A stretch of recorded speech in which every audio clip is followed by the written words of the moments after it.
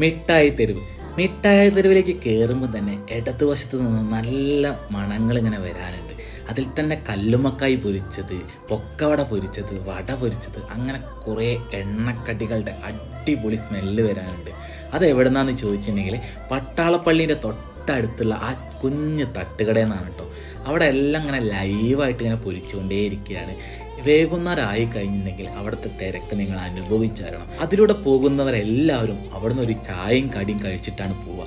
നല്ല മഴയൊക്കെ പെയ്യുമ്പോൾ ഒരു ചൂട് ചായയും നല്ല ചൂടുള്ള ഒരു കടിയൊക്കെ കഴിക്കുമ്പോൾ കിട്ടുന്ന ഒരു ഫീല് അത് വേറെ തന്നെയാണ് കേട്ടോ. കടികളുടെ കൂടെ തന്നെ അവിടെ ഒരു ചട്നിയും കൊടുക്കുന്നുണ്ടായിരുന്നു. അത് കൂട്ടി കഴിക്കാൻ വേണ്ടിയിട്ടും നല്ല ടേസ്റ്റൊക്കെ ഉണ്ടായിരുന്നു. അത്യാവശ്യം നല്ല രീതിയിൽ തിരക്കുള്ള ഒരു കടയാണ് കേട്ടോ ഈ കുഞ്ഞു തട്ടുകട.